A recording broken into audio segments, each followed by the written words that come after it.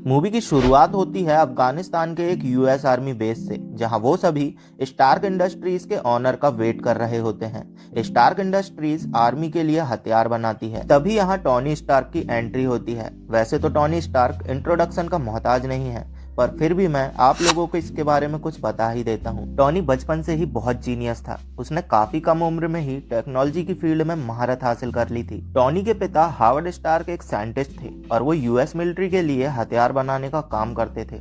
जब टोनी 21 साल का था तब उसके माता पिता एक कार एक्सीडेंट में मारे गए, जिसके बाद टोनी और उसके पिता के दोस्त ओबाडाय स्टैन ने मिलकर कंपनी को संभाला। टोनी अपनी कंपनी स्टार्क इंडस्ट्रीज का मालिक है और ओबाडाय स्टैन कंपनी का मैनेजर। टोनी ने अपने देश के लिए बेहतर से बेहतर हथियार बनाए और उसने अपनी कंपनी को बुलंदियों पर पहुंचा दिया। लेकिन टोनी काफी गैर जिम्मेदार और अय्याश किस्म का व्यक्ति है और इस कारण ओबाडाय स्टैन अंदर ही अंदर टोनी से काफी ज्यादा चिढ़ता है। अब स्टोरी को वापस प्रेजेंट में लाते हैं, जहां टोनी स्टार्क यहां अफगानिस्तान आर्मी बेस में पहुंच चुका है, जहां वो मिलिट्री को अपनी नई जेरिको मिसाइल का डेमो देता है। वहां से लौटते वक्त उन पर आतंकवादी हमला हो जाता है। यहाँ टोनी स्टार्क के सामने एक बम आकर गिरता है जो कि उसकी ही कंपनी का होता है। अब उस बम के फटने से उसके कुछ टुकड़े टोनी के सीने में घुस जाते हैं। बाद में जब टोनी को होश आता है तो वो खुद को एक अजीब सी गुफा में पाता है और उसकी छाती में एक मशीन लगी होती है। यहाँ इस गुफा में टोनी के साथ एक येंसन नाम का एक आदमी भी है, जो कि टोनी को बताता है कि उसने उसके सीने से बम के टुकड़े निकालने की कोशिश की, पर वो सारे टुकड़ों को नहीं निकाल पाया क्योंकि वो उसके दिल के काफी ज्यादा नजदीक थे। इसलिए येंसन ने उसकी छाती में एक इलेक्ट्रोमैग्नेट लगा दिया ताकि वो टुकड़े उसके दिल तक ना पहुंच पाएं। ये इलेक्ट्रोमैग्नेट एक बैटरी से जुड़ा हुआ है और अब टोनी को जीने के लिए इस बैटरी को साथ लेकर ही चलना होगा। येंसन यहाँ बताता है कि वो दोनों आतंकवादियों की कैद में हैं और वो एक ऐसी जगह पर हैं जहाँ उन्हें कोई भी नहीं ढूंढ सकता है।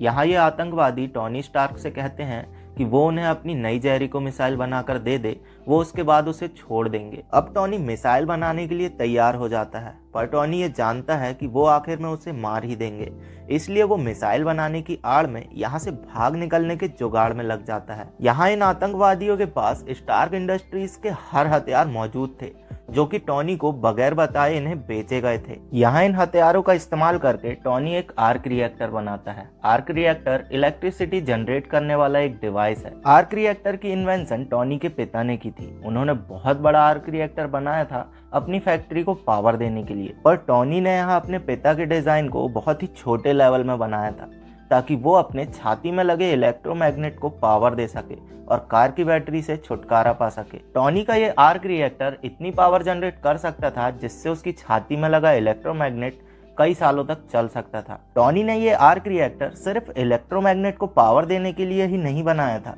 बल्कि वो तो इसका इस्तेमाल किसी और ही काम में करने वाला था। टोनी यहाँ सभी आतंकवादियों से छिपाकर येंसन की मदद से एक मैकेनिकल बॉडी आर्मर तैयार करता है, जिसे वो अपने आर्क रिएक्टर से पावर देता है। टोनी इस आर्मर की मदद से यहाँ से निकलना चाहता था। अब जब ये बॉडी आर्मर बनकर तैयार हो जाता है और टोनी इसे पहन रहा होता है, तभी उन आतंकवादियों को इन पर शक हो जाता है और वो इन पर हमला कर देते हैं। मगर येंसन यहाँ टोनी की जान को बचाने के लिए अपनी जान दांव पर लगा देता है। अब टोनी अपनी सूट की मदद से यहाँ कुछ आतंकवादियों को मार गिराता है और उनके सभी हथियारों को तबाह करके एक ऊंची उड़ान भर के यहाँ से निकल जाता है। फिर वो दूर एक रेगिस्तान में आके गिरता है और उसका सूट पूरी तरह टूटकर बिखर जाता है। इसके बाद टोनी का दोस्त जेम्स रूट्स, जो कि एक मिलिट्री ऑफिसर है, वो टोनी को ढूंढकर वापस न्यूयॉर्क ले आता है। अब यहाँ वापस लौटने के बाद टोनी एक प्रेस कॉन्फ्रेंस में मीडिया के सामने ये ऐलान कर देता है कि अब स्टार्क इंडस्ट्रीज हथियार बनाना बंद कर देगी क्योंकि कुछ लोगों द्वारा इन हथियारों का बहुत ही गलत इस्तेमाल किया जा रहा है। टोनी के इस फैसले पर ओबाडाय स्टैन और उसकी कंपनी के सभी लोग अपनी नाराजगी जाहिर करते हैं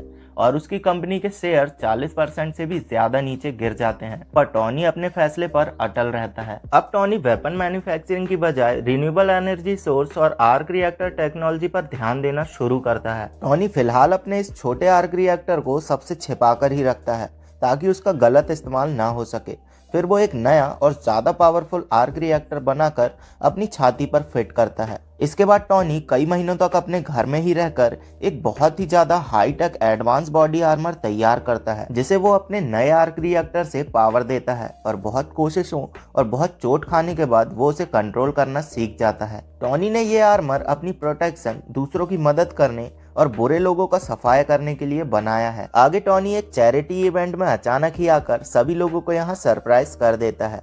यहाँ इसे एक रिपोर्टर द्वारा पता चलता है कि अभी भी उसके कंपनी के हथियार आतंकवादियों को सप्लाई किए जा रहे हैं, जिनसे वो एक गांव के लोगों पर जुल्म कर रहे हैं। अब टॉनी अपना नया आर्मर पहनकर अफगानिस्तान के उस गांव में जाता है, जहां पर वो उन आतंकवादियों को मारकर उनके सारे हथियार तबाह कर देता है और उस गांव के लोगों को बचा लेता है। दूसरी तरफ हम ओबाडिया स्टैन को उन आतंकवादियों से मिलते हुए देखते हैं जिन्होंने टॉनी को अफगानिस्तान में किडनैप करके रखा हुआ था।